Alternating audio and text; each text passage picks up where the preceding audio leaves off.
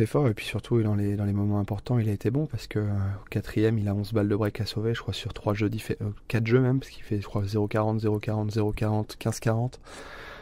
Et il met pas que des aces, il les sauve aussi dans le jeu. Et je pense que c'est aussi pour ça il va avoir il a un super avenir, c'est parce que très souvent on parle des grands et ils servent, mais du fond ils sont un peu moins bons, en tout cas très jeunes dans leur carrière, ils le sont. Karlovic, je pense qu'à 20 ans il jouait pas du tout comme Giovanni joue aujourd'hui.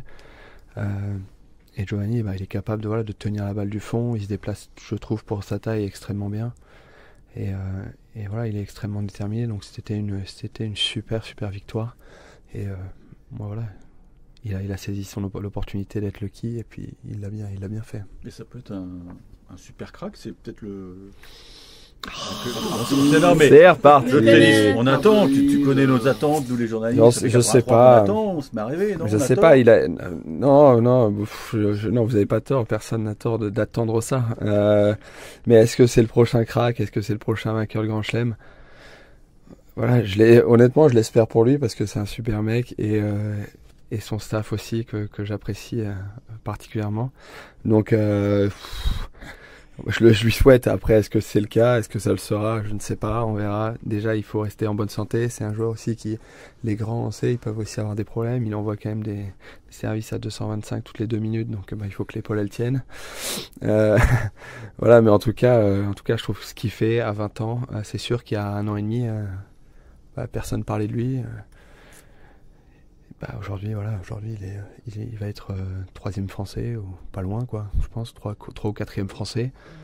Donc c'est que du positif, et j'espère, et je pense que son tournoi n'est pas fini. Mais en tout cas, je pense que quand Korda a appris qu'il jouait contre Mpetshi plutôt que Davidovic, je crois que c'était Davidovic, hein, je pense qu'il aurait préféré jouer Davidovic. Et je pense qu'on est tous d'accord sur le fait qu'on préfère jouer un joueur qui va jouer du fond que Giovanni. Justement, c'est quel genre d'enfer? Tu as joué contre des grands serveurs quand tu es en face? Mentalement, c'est très long parce qu'il peut se passer, pour le coup, tout à n'importe quel moment. Malgré tout, je crois que avant le break du 5e, il avait sauvé que 3 balles de break, Korda. Il les a eu une fois, je crois que c'était à 5 partout au 4e. C'est les seules balles de break qu'il avait eu jusque-là à sauver, et puis il fait un jeu un peu moyen au début 5e, et c'est fini, tu le revois pas, quoi. En fait, c'est ça qui est très dur contre ce genre de joueur, c'est que t'as pas le droit à l'erreur, et dans les tie-breaks c'est la même chose. Il suffit que tu perdes 1 ou 2 points, et puis un point, et tu peux ne plus revenir, non pas parce que tu fais un mauvais tie-break, juste parce que ça peut être injouable, donc mentalement c'est très compliqué à jouer.